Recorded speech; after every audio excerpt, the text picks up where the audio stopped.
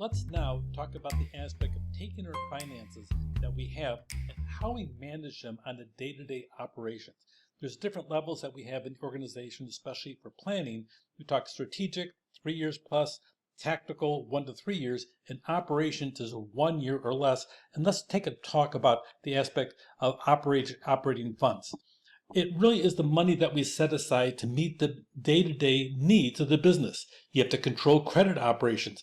Make certain that when you extend credit to somebody that you're collecting the money on top of that. It should be no more than 30 days. If there's not, you should have a mechanism in place to make sure you manage that. Make certain that you're acquiring managed inventory for organization.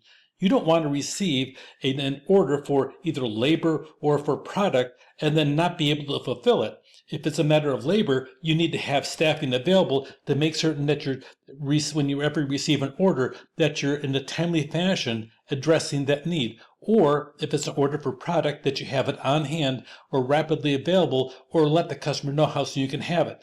You don't want to have inventory stay too long, then it becomes stale, is the terminology we use. If it's stale inventory, it may not be fresh. If it's food, or it's a matter of it's been sitting on the shelf for 2 years, or you want to have a faster turnover, you may have to sit down and pay attention to what you have. You don't want to have too much invested inventory or too little. It is a constant balancing act. You also need to think about capital expenditures. Let me give you an example that I went through. Once upon a time, I was a K-12 public school administrator, and part of my duties was our transportation fleet of buses. You don't think much about buses, but when we talk about a vehicle that costs $200,000 and you have 14 of them sitting in your parking lot and 3 of them are breaking down all the time, then it becomes a crisis. Last thing you want to do is have 90 children stranded 1.5 miles from their school because you had bad maintenance or you had a vehicle that was too old to be on the road. So all of a sudden, my second year on this job, I had this ancient fleet. I had to replace 4 buses. By the time it was done, that's about $1 million expenditure on a small K-12 school district. It was a huge bubble of capital expenditures to spend that 1 year, but I had a plan how I would have capital expenditure smoothing to make certain after that one initial purchase, I could just replace 2 buses every year and on a continuity basis, so we'd have capital expenditures smoothing. You have to pay attention to that because you don't want to damage the entire school district. In my case, because of the fact that the buses weren't maintained by your predecessor, you want to make certain that everybody is happy with what you have long term, and we can anticipate the needs if you can at all. Credit operations, it's a big deal. When you walk into a store and you use your credit card, you pay for $100 of different merchandise. You really only give the store about $96.50 or $97 because they're paying 3 to 3.5% of the money that you just paid to the credit card company. They're losing that money. Now, that said, you have that aspect of it, but also if you try to have these high-end cards where you save all kinds of things, it might cost that store 5% instead of the 3.5%. So pay attention to what you're doing in credit operations, especially if you're the receiver.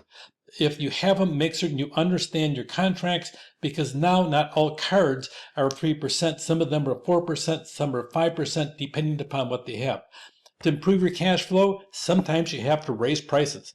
If you have a service that you've been practicing with different clients for 3 years and you raise the price, I promise you, they will squeak saying, "Oh my gosh, I'm poor," even though they drive away from their Bentley every time they come by your store. You talk about raising prices and you'll have all kinds of people picketing. Sometimes it's almost better off just taking a slight loss than raising the prices if at all possible. But sometimes also if somebody owes you money, if it goes past 30 days, you might have to become more aggressive and do multiple phone calls to try to collect that money, or even turn it over to some type of agency to collect it on your behalf. You probably end up losing them as a customer, but if they've been a deadbeat customer, that really is sometimes it actually might be a better healthy thing long-term for you on top of that. If there's an offer to pay things and you get a discount for paying early, take advantage of it. There is a term, and you'll see it on the bottom of a lot of invoices, 210 net 30.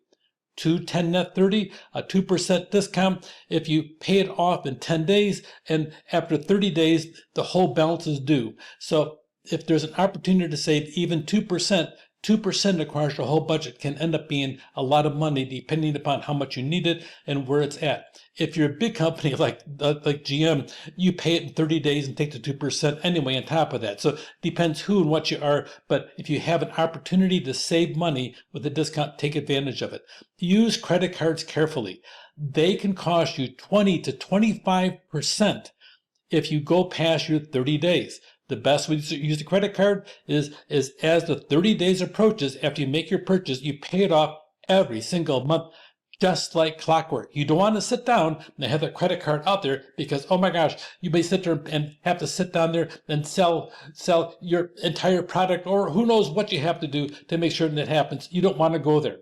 Here's an example. You've just been hired to be a hospital administrator and you want to be the hero. You can save money. Cancer treating drugs, they cost $100,000 in your cabinets. Then they're just sitting there because the doctors want to have them. You too can save money because you have a way of sitting down there and getting just-in-time delivery because you took a class just like this one. You call JIT, just in time, and you can get it delivered within 2 days of the doctor's order. The doctors sit down and they hear about this, and you go to the board, and you're at the board, you're saying, I can save you a lot of money. We can reduce this $100,000 inventory down to $10,000, 1/10 of what it is, and we just impose just-in-time inventory, and everybody's excited about it. And then the doctors come in. This new upstart, oh, he's trying to save money. He's saving the money at the expense of our patients. We need to have that. It may not even be a logical argument because really by the time they go through their prescription process, they can have it just about the same amount of time, except for the fact that there is an emotional appeal.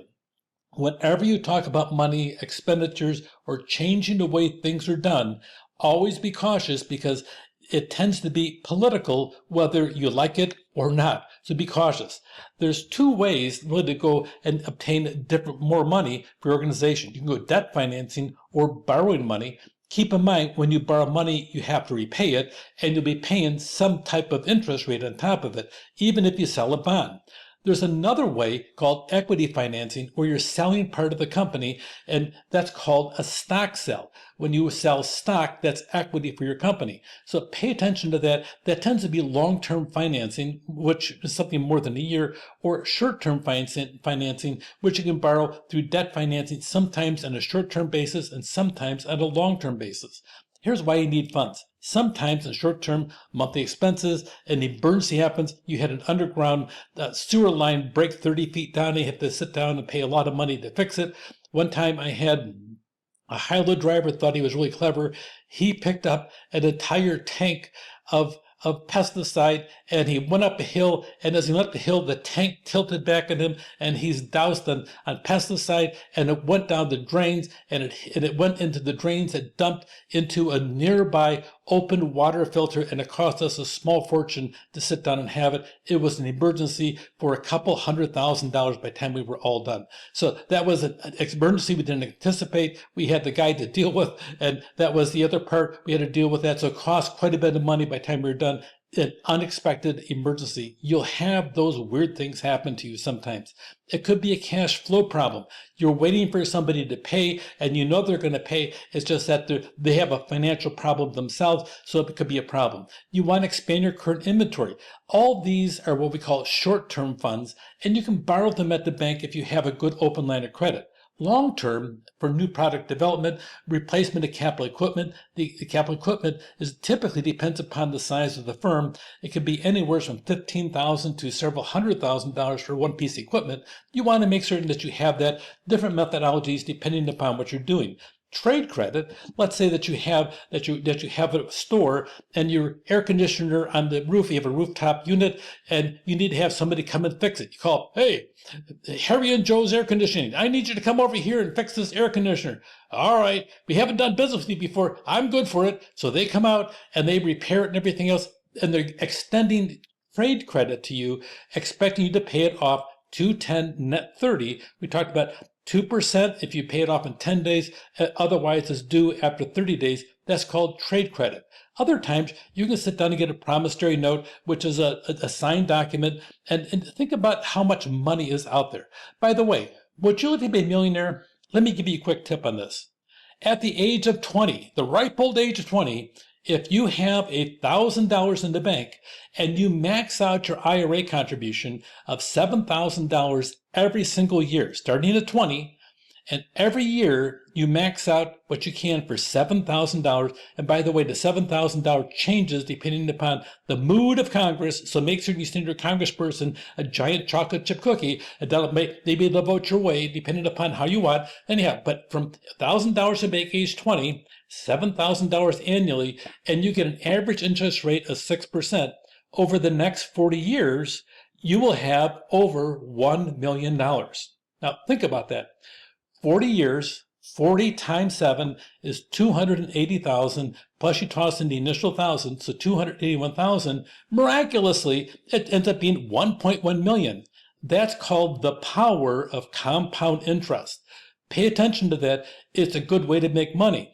If you are dumb like I was, please don't be that dumb.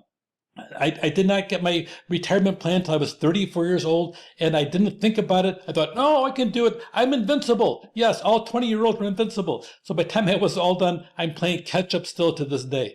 If you sit there and trip the wire at 7%, over that 40-year period, you can get $1.5 million. You too can become an IRA millionaire and support your parents in the manner that they want to be, or maybe yourself when you want to retire. So think about short-term financing. A lot of times, family and friends is a common way to get money, especially for a startup business. Uncle Fred, Aunt Wilma, come on over here. Let's have lunch. I need $200,000 to start my business. What? $200,000. Well, you're a favorite nephew. Well, I'm your only nephew. That's why I'm your favorite. So we'll talk about that aspect of it. But even though it's Uncle Fred and Aunt Wilma, talk about them. Make certain that you have a business plan you give them. Make certain you talk about the loan terms. You probably, if you can avoid it, you don't want to have them as business partners. In other words, let's sell stock to them. You're better off borrowing if you possibly can. Otherwise, they may be in your business on a regular basis, maybe too much when you're trying to get everything done. But the reality of a loan, a lot of times people go to family and friends.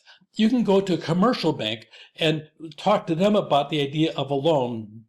Typically, they're wanting to split it. They're going to want you to have skin in the game. By skin into the game, that means you have to put some of your money up front, as well as they're going to put their money and have that. And there's other ways to get that as well. So we talk about the aspect of financing debt by borrowing, equity by selling stock, and there's a huge thing called the time value of cash. Financial operations. We're going to talk more about that in the very next session. Take care.